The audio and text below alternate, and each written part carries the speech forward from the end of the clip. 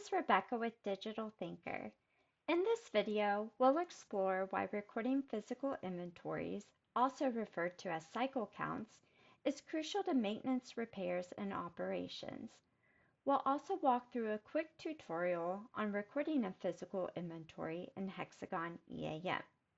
First, routine physical inventories are key to operational efficiency. They help pinpoint discrepancies between recorded and actual stock levels, uncovering issues such as theft, spoilage, and administrative errors. Addressing these discrepancies leads to more refined operational processes and better inventory management. Accurate physical inventories are also essential for precise financial reporting and inventory valuation. Ensuring the recorded inventory value aligns with the actual physical value is vital for maintaining accurate financial statements. Moreover, maintaining accurate inventory counts supports effective supply chain management and reordering. Balancing the risk of stockouts with the potential for overstocking is important, and reliable inventory data facilitates this balance to ensure the right materials are available when needed. Let's take a few minutes to process a simple physical inventory. The physical inventory screen is available from the Materials menu under Transactions, Physical Inventory.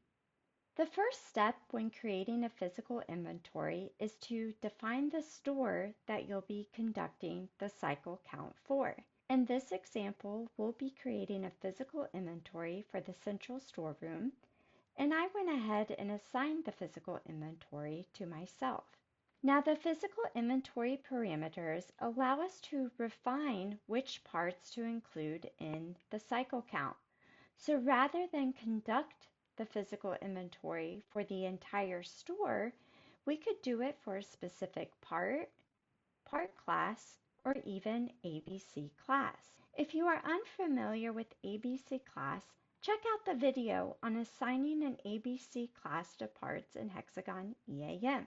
Another option would be to define a from bin and to bin.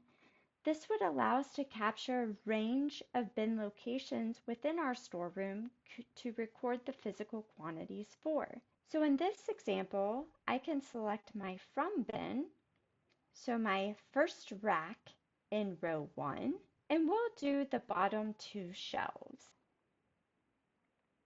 You'll see how the bin naming convention is important for capturing these ranges when creating a physical inventory. Now, these parameter fields are cleared when the record is created. So what I like to do is copy this information and paste it in my physical inventory description. That way, when I refer back to this physical inventory, I know which parts were included or which bin locations within the storeroom were included in this physical inventory. Once the description is entered, you can go ahead and click Save, and we'll head over to the Parts tab. So based on your physical inventory parameters will dictate which parts are listed on the Parts tab.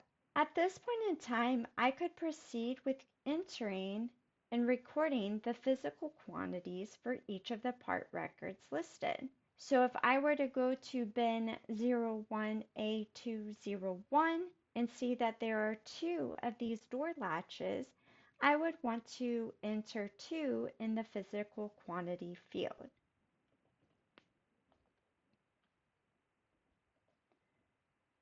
So once I've entered a physical quantity for each of the parts included, then I can go ahead and click Save.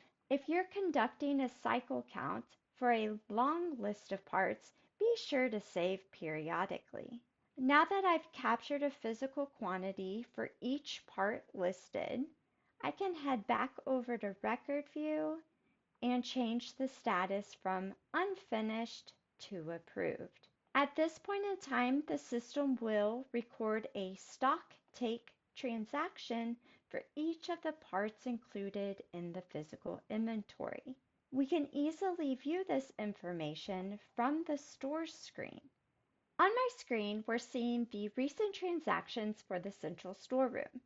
Hexagon EAM will automatically create a stocktake transaction for each of the records included in the cycle count. If the physical quantity entered matches the expected quantity for that part in the bin, the transaction quantity will be 0.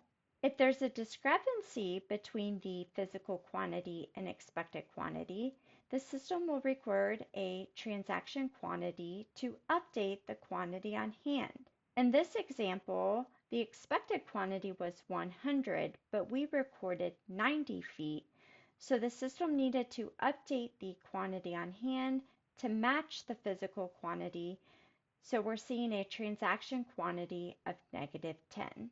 Stay tuned for another video on helpful tips related to physical inventories in Hexagon EAM. Thank you.